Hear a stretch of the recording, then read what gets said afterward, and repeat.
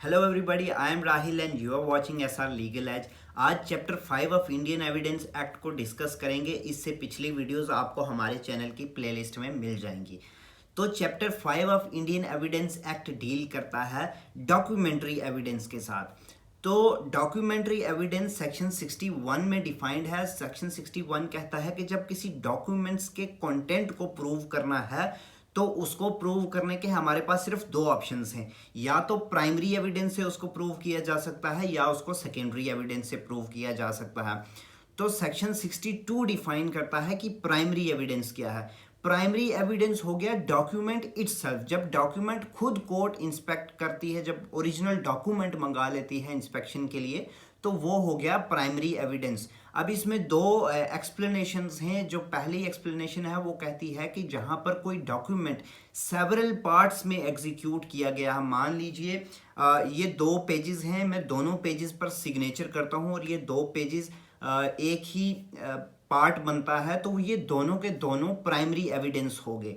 और इसी के साथ बताया है कि अगर कोई काउंटर पार्ट्स में कोई डॉक्यूमेंट है, जिस पार्टी ने वो एग्जीक्यूट किए हैं, जिस पार्टी ने वो सिग्नेचर किए हैं, उसके लिए वो प्राइमरी एविडेंस माने जाएंगे। और इसी तरह सेकंड जो हमारा एक्सप्लेनेशन है उसमें बताया है कि जहां पर किसी एक यूनिफॉर्म प्रोसेस के साथ किसी एक डॉक्यूमेंट को बनाया जाता है, वो सारे के सारे जो डॉक्यूमेंट्स बनेंगे यूनिफॉर्म प्रोसेस से, वो प्राइमरी एविडेंस होंगे। जैसे फॉर एग्जांपल आप अपने कंप्यूटर में एक क्वेश्चन पेपर बनाते हैं और वहां पर प्रिंट का ऑप्शन दबा करके 5 कॉपीज बनाते हो, तो वो जो 5 की कॉपीज वो एक साथ निकलेंगी, वो सारी की सारी प्राइमरी एविडेंस मानी जाएंगी, क्योंकि वो ओरिजिनल डॉक्यूमेंट है, वो आपने फोटो कॉपी नहीं किया है, वो डायरेक्ट प्रिंट होकर के आया है। तो इसी तरह सेक्शन 63 में डिफाइंड है सेकेंडरी एविडेंस। सेकेंडरी एविडेंस हो गया कि या तो उसकी कॉपी या उसकी सर्टिफाइड कॉपी। सबसे पहले इन्होंने कहा है कि जो सर्टिफाइड कॉपी होगी किसी डॉक्यूमेंट की, सर्टिफाइड कॉपी तो आपको पता ही होगा, जब आप कोर्ट में देखा होगा आपने, जब आप कोई ऑर्डर कोर्ट पास करती है तो आप उसकी सर्टिफाइड कॉपी के लिए अप्लाई करते हैं, यानी जो ओरिजिनल कॉपी से फोटो स्टेट करके उस पर साइन स्टैंप कर करके दिया जाता है, वो होता है सर्टिफाइड कॉपी। और इसी तरह copies made from original by mechanical process, यानी कि आपके पास कोई एक पेपर है, उसकी आप फोटो कॉपी करते हो मैकेनिकल प्रोसेस से, वो फोटो कॉपी जो होगी वो ओरिजिनल नहीं होगी, वो सेकेंडरी एविडेंस में आएगी। ठीक है। अब यहाँ पर एक इंपॉर्टेंट केस लॉ आ जाता है, मनोरमा वर्सेस सरोज। मनोरमा वर्सेस सरोज के केस में ये हेल्ड हुआ था कि फोटो कॉपी एडमिसिबल नहीं होगी, सिर्फ और सिर्फ जो सर्टिफाइड कॉपी होगी वही एडमिसिबल होगी। और इसी तरह आप देखें कि counter parts of document who did not execute them, हमने प्राइमरी एविडेंस में पढ़ा था काउंटर पार्ट ऑफ डॉक्यूमेंट, जिन्होंने वो एग्जीक्यूट किया था, जिन्होंने साइन किया था, उनके लिए वो प्राइमरी एविडेंस है। लेकिन काउंटर पार्ट ऑफ डॉक्यूमेंट्स, जिस पार्टी ने वो एग्जीक्यूट नहीं किया है, उस पार्टी के लिए वो जो काउंटर पार्ट होगा वो सेकेंडरी एविडेंस में आएगा। इसी तरह आप देखें कि अगर किसी पर्सन ने जो ओरल एविडेंस दे रहा है कि उसने वो एग्जीक्यूट होते हुए देखा था, तो उसका ये जो ओरल एविडेंस होगा ये सेकेंडरी एविडेंस में आएगा। ठीक है। और अब proof of document by primary evidence, तो सेक्शन जो 64 है वो कहती है proof of document by primary evidence. तो जब भी किसी डॉक्यूमेंट के कंटेंट को प्रूव करना होता है तो वो हमेशा जो प्राइमरी एविडेंस है, यानी जो ओरिजिनल डॉक्यूमेंट होता है, वो उसी से प्रूव किया जाता है। लेकिन हर चीज़ में हर नहीं कह सकते, मतलब कुछ चीज़ों में कुछ एक्सेप्शंस होती हैं। इसी तरह यहाँ पर भी कुछ एक्सेप्शंस हैं जो सेक्शन 65 में डिफाइंड हैं कि कहाँ कहाँ पर आप डॉक्यूमेंट के कंटेंट को विद सेकेंडरी एविडेंस प्रूव कर सकते हो। सेक्शन 65 इसी बारे में बताती है कि जब ओरिजिनल एडवर्स पार्टी की पोजेशन में हो। ठीक है। इसमें एक इंपॉर्टेंट केस लॉ कर लीजिए, नवाब सिंह वर्सेस इंदरजीत सिंह। नवाब सिंह वर्सेस इंदरजीत सिंह कौर, इस केस में जो ओरिजिनल रेंट नोट था वो लैंडलॉर्ड की पोजीशन में था। ठीक है। अब इसी तरह देखें कि जब ओरिजिनल किसी ऐसे पर्सन की पोजेशन में है जो आउट ऑफ रीच है। मान लीजिए जिस पर्सन के पास डॉक्यूमेंट है ओरिजिनल, वो दुबई चला गया, ठीक है, या वो कनाडा चला गया, अब उसको तो नहीं बुलाया जा सकता, समझ रहे हो? तो वहां पर आपको अलो कर दिया जाएगा टू गिव सेकेंडरी एविडेंस। इसी तरह अगर ओरिजिनल किसी ऐसे पर्सन के पोजेशन में है कि जो लीगली बाउंड है उसको प्रोड्यूस करने के लिए, लेकिन जब आप उसे नोटिस देते हो तो वो उसको प्रोड्यूस नहीं करता है, अब वहां पर भी कोर्ट आपको अलो कर देगी कि आप उसको सेकेंडरी एविडेंस दे करके प्रूव कर सकते हो, ठीक है। इसी तरह जब उसके कंटेंट्स ही एडमिट कर लिए जाएं, ठीक है, जब ओरिजिनल के जो कंटेंट्स हैं जो आप बता रहे हो, दूसरी पार्टी अगर उसको एडमिट कर लेती है कि हाँ ये ठीक कह रहा है, तो वहाँ पर ज़रूरी नहीं होता है कि आप ओरिजिनल ही प्रोड्यूस करें, वहाँ आप सेकेंडरी एविडेंस दे सकते हैं।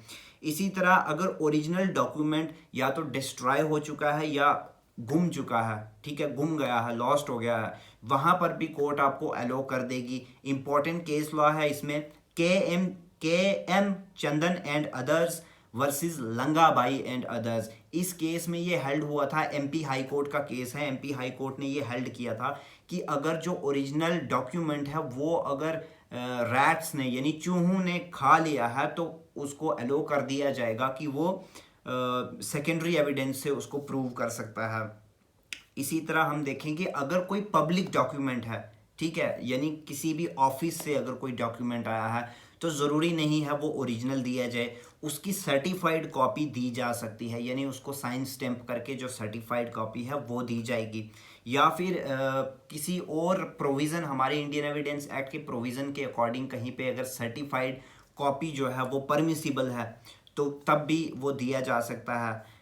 और आगे section 65A in section 65B में इलेक्ट्रॉनिक रिकॉर्ड की एडमिसिबिलिटी की बात की गई है कि सेक्शन 65B में बताया है कि अगर कोई भी इंफॉर्मेशन या कोई भी डॉक्यूमेंट या कोई ऐसी इंफॉर्मेशन जो स्टोर की गई है किसी इलेक्ट्रॉनिक या ऑप्टिकल मीडिया में, ठीक है, या किसी कंप्यूटर रिसोर्स में है, तो उसको वो अगर जो सब सेक्शन 2 में जो कंडीशंस बताई गई हैं अगर वो उनको फुलफिल करेगी तो वो वाली जो भी डॉक्यूमेंट होगा या जो भी वो एविडेंस होगा उसको एडमिसिबल माना जाएगा कोर्ट में, जो उस कंप्यूटर रिसोर्स से लिया जा रहा है।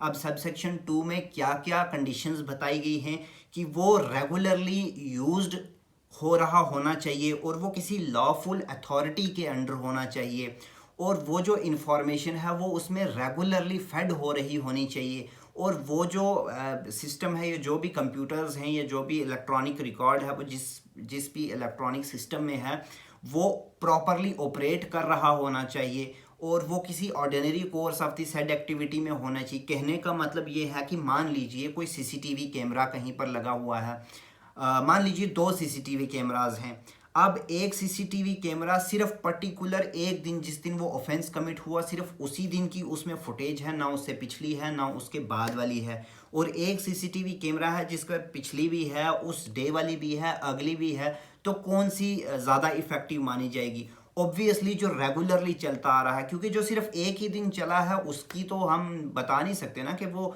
रेगुलरली चल रहा है या पर्टिकुलर वो वीडियो बनाई गई है, इसलिए तो वो रेगुलरली फेड हो रही होनी चाहिए इंफॉर्मेशन, वो किसी लॉफुल अथॉरिटी में होना चाहिए और वो प्रॉपरली वर्क कर रहा होना चाहिए। इसी तरह सबसेक्शन 3 में बताया है कि अगर कुछ कम्बिनेशन ऑफ कंप्यूटर्स हैं, यानी एक कंप्यूटर, 2 कंप्यूटर, 3 कंप्यूटर एक से ट्रांसफ़र हो रहा है दूसरे में, तीसरे में, फिर जाकर के फाइनल आउटपुट आ रहा है, तो उसको एक सिंगल कंप्यूटर माना जाएगा। इसी तरह अगर कोई डिफरेंट कंप्यूटर्स इन सक्सेशन है, यानी एक कंप्यूटर चलता गया, मान लीजिए ख़राब हो गया, नया कंप्यूटर आ गया, उसको रिप्लेस करके, तब भी वो इंफॉर्मेशन जो है वो सिंगल कंप्यूटर की ही मानी जाएगी, ये हमारी सबसेक्शन 3 कहती है। इसी तरह सबसेक्शन 4 भी थोड़ी सी इंपॉर्टेंट है, इसमें ये बताया है कि जब कोई पर्सन सेक्शन 65B के अकॉर्डिंग कोर्ट में एविडेंस प्रोड्यूस करना चाहेगा तो उसको साथ में एक सर्टिफिकेट भी देना होगा, जिस सर्टिफिकेट पर साइन करेगा कोई भी रिस्पॉन्सिबल ऑफिसर जिसकी अथॉरिटी में वो कंप्यूटर्स होंगे, और वो साथ में ये स्टेटमेंट भी देगा कि किस मोड में उसमें एविडेंस दिया जा रहा है, यानी कि पेन ड्राइव में है, सीडी में है, या जिस भी मोड में वो एविडेंस दिया जा रहा है वो, और वो रेगुलरली फेड हो रही है इंफॉर्मेशन उसमें, ये सारी एक सर्टिफिकेट, उस पर सिग्नेचर कौन करेगा? कोई भी लॉफुल अथॉरिटी का जो भी रिस्पॉन्सिबल ऑफिसर होगा वो सिग्नेचर करेगा, तब जाकर के सेक्शन 65B के अंडर ये जो भी एविडेंस दिया जा रहा है ये एडमिसिबल माना जाएगा। अब next section 66 rule as to notice to produce. अब जब हमने पीछे पढ़ा था कि वो डॉक्यूमेंट किसी एडवर्स पार्टी के पास है या किसी भी अदर पर्सन के पास है डॉक्यूमेंट, और आप चाहते हो कि वो डॉक्यूमेंट कोर्ट में प्रोड्यूस किया जाए, तो आप क्या करोगे? आप एक नोटिस दोगे उस पर्सन को या एडवर्स पार्टी को कि आप उस डॉक्यूमेंट को कोर्ट में प्रोड्यूस करो। और उस नोटिस देने के बाद में भी अगर वो पर्सन या एडवर्स पार्टी उस डॉक्यूमेंट को कोर्ट में प्रोड्यूस नहीं करती है, तो आप क्या कर सकते हो? सेकेंडरी एविडेंस के लिए आपको अलो कर दिया जाएगा। अदरवाइज आपको प्राइमरी से ही उसको प्रूव करना है। लेकिन यहाँ पर भी कुछ एक्सेप्शंस हैं कि कब कब आपको नोटिस देने की भी ज़रूरत नहीं है। पहली जो एक्सेप्शन है वो ये है कि अगर वो जो डॉक्यूमेंट जिसको प्रोड्यूस करने की बात करी जा रही है वो इटसेल्फ अ नोटिस है, यानी कि वो नोटिस ही डिस्प्यूट में है, तो आपको वहाँ नोटिस देने की ज़रूरत नहीं है। इसी तरह जब केस के नेचर से एडवर्स पार्टी को मालूम है कि उसको वो प्रोड्यूस करना है, या फिर ये पता लगता है कि एडवर्स पार्टी ने जो उस डॉक्यूमेंट की पोजीशन है वो फ्रॉड से हासिल करके रखी है, या फिर जो एडवर्स पार्टी है उसने वो डॉक्यूमेंट कोर्ट में प्रोड्यूस कर दिया, या फिर जो एडवर्स पार्टी है उसने उसका लॉस एडमिट कर लिया कि उससे एडवर्स पार्टी ने ये एडमिट कर लिया कि उससे वो डॉक्यूमेंट डिस्ट्रॉय हो गया है या खो गया है, या फिर जिस पर्सन की पोजीशन में वो डॉक्यूमेंट है वो आउट ऑफ रीच है, आप उसको नोटिस नहीं दे सकते हो। तो ये कुछ एक्सेप्शंस हैं जहां पर आपको नोटिस देने की भी ज़रूरत नहीं है। ये सेक्शन 66 में बताया था। अब सेक्शन 67 कहती है कि proof of signature and hand writing of person alleged to have signed or written document produce। अब जो आपने डॉक्यूमेंट प्रोड्यूस किया, ठीक है, उस पर किसी पर्सन का सिग्नेचर है या फिर वो जिस पर्सन की हैंड राइटिंग में है, अब आपको ये प्रूव करना है कि क्या ये उस पर्सन की राइटिंग में है या फिर क्या ये उसी का सिग्नेचर है। तो वो प्रूव कैसे किया जा सकता है? उसके कुछ मोड हैं, मोड ऑफ प्रूविंग सिग्नेचर और हैंड राइटिंग। वो कौन कौन से हैं? या तो आप उस पर्सन को बुला लोगे कोर्ट में जिसका वो सिग्नेचर है या राइटिंग है, या फिर आप किसी एक्सपर्ट को बुला लोगे, या फिर किसी ऐसे पर्सन को बुला लोगे कि जिसके सामने वो लिखा गया था या जिसके सामने वो साइन किया गया था, या फिर किसी ऐसे पर्सन को बुला लोगे जो उसकी राइटिंग को जानता हो, उसका भाई हो गया, उसके घर वाले हो गए, ठीक है, जिनको मालूम है कि ये किस तरह का लिखता है या ये सिग्नेचर कैसे करता है, या फिर जो उसका प्रूव्ड सिग्नेचर होगा या प्रूव्ड राइटिंग होगी उसके साथ आप उसको कंपेयर करके भी चेक कर सकते हो, या फिर वो अगर पार्टी खुद ही एडमिट कर ले। ये हमारा सेक्शन 67 है कि इस तरह से इसको प्रूव किया जा सकता है। इसी तरह 67A वो इलेक्ट्रॉनिक सिग्नेचर की बात करता है। इलेक्ट्रॉनिक सिग्नेचर भी जहाँ पर किसी पर्सन का अगर लगा हुआ है तो वो चीज़ आपको प्रूव करनी पड़ेगी कि ये वाकई में उसका इलेक्ट्रॉनिक सिग्नेचर है या नहीं है। और section 68 proof of execution of document required by law to be attested, कि जहाँ पर कोई डॉक्यूमेंट किसी अटेस्टिंग विटनेस ने वो अटेस्ट किया गया है तो उसको आप तब तक एविडेंस में नहीं दे सकते जब तक कि एटलीस्ट वन अटेस्टिंग विटनेस वहाँ पर आकर के गवाही ना दे। लेकिन वो जो अटेस्टिंग विटनेस होगा वो जिंदा होना चाहिए और वो कैपेबल ऑफ गिविंग एविडेंस होना चाहिए, ठीक है। और इसी तरह सेक्शन 69 में बताया है कि अगर कोई अटेस्टिंग विटनेस नहीं मिलता है तो वो अटेस्टिंग विटनेस जो होगा उसकी हैंडराइटिंग को प्रूव करके आप उसको प्रूव कर सकते हो कि ये उस पर्सन की हैंडराइटिंग में है या नहीं, या उस अटेस्टिंग विटनेस का सिग्नेचर है या नहीं है। इसी तरह सेक्शन 70 में कि अगर दूसरी पार्टी एडमिट कर लेती है कि हाँ ये अटेस्टेशन हुई थी, जो एडवर्स पार्टी होगी वो अगर एडमिट कर लेता ही है कि हाँ ये एग्जीक्यूट हुआ था, ये ऐसा ऐसा हुआ था, तो वो सफिशिएंट होगा उसको प्रूव करने के लिए। सेक्शन 71 कहती है कि अगर जो अटेस्टिंग विटनेस होगा वो अगर डिनाई कर देता है एग्जीक्यूशन कि नहीं ये मुझे याद नहीं है या मेरा सिग्नेचर नहीं है, मैं इसमें विटनेस नहीं था, तो उसमें आप कोई और किसी अदर वे में आप एविडेंस दे करके प्रूव कर सकते हो। सेक्शन 72 कहती है कि जहां पर कोई अटेस्टेड डॉक्यूमेंट है लेकिन उसको लॉ कहता है कि उसको ज़रूरत नहीं है अटेस्टेड होने की, वो अनअटेस्टेड ही काफ़ी है, तो वहाँ पर उस अटेस्टेड डॉक्यूमेंट को भी अनअटेस्टेड ट्रीट किया जाएगा। सेक्शन 73 कहती है comparison of signature and hand writing. तो कोर्ट जो प्रूव्ड सिग्नेचर होगा या जो प्रूव्ड राइटिंग होगी उसके साथ डिस्प्यूटेड वाली को कंपेयर करके भी चेक कर सकती है। इसी के साथ कोर्ट उस पर्सन को ये ऑर्डर भी दे सकती है कि आप यहाँ पर हमें कुछ लिख करके बताएं या आप अपना सिग्नेचर यहाँ पर करें ताकि हम उसको कंपेयर करके चेक कर सकें।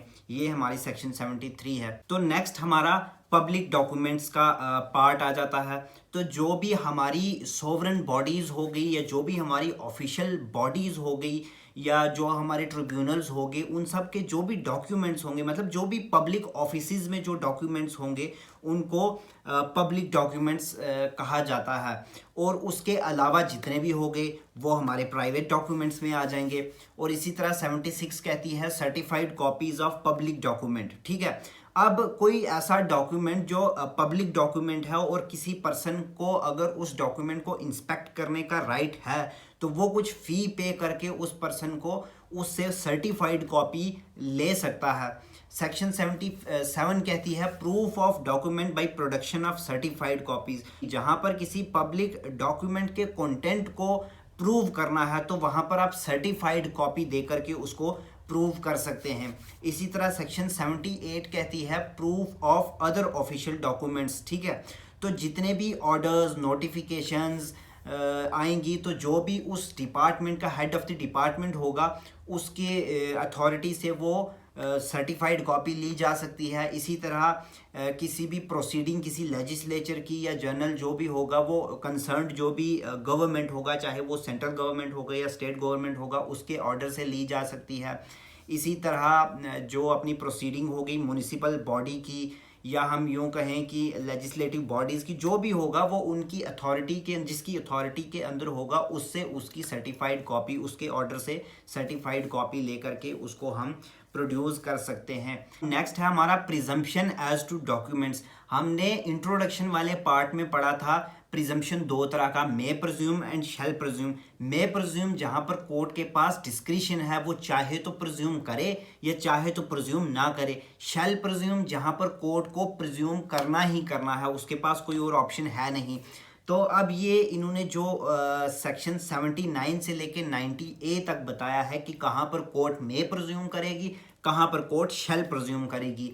तो सेक्शन 79 से लेकर के 85C तक कोर्ट जो है वो शैल प्रिज्यूम करेगी और सेक्शन 89 में भी शैल प्रिज्यूम करेगी। इसके साथ जो सेक्शन 86 से लेकर के 88A तक है उनमें कोर्ट मे प्रिज्यूम करेगी। और सेक्शन 90 और 90A जो डॉक्यूमेंट्स 30 ईयर्स ओल्ड हैं और जो इलेक्ट्रॉनिक रिकॉर्ड 5 ईयर ओल्ड है, इनमें कोर्ट मे प्रिज्यूम करेगी। ये हमारा सेक्शन 90A तक कवर हो चुका है। आई होप आपको वीडियो पसंद आई होगी। थोड़ा सा मैंने फास्ट रखा था क्योंकि ये जो इम्पोर्टेंट था उसको मैंने इलेबोरेट किया, जो नहीं था उसको थोड़ा तेज़ किया है। और अगर आपको वीडियो अच्छी लगी है तो कमेंट ज़रूर करें, कोई कन्फ्यूजन है तो भी कमेंट ज़रूर करें, अपने दोस्तों के साथ ज़्यादा से ज़्यादा शेयर करें और हमारे चैनल को सब्सक्राइब करें। Thank you.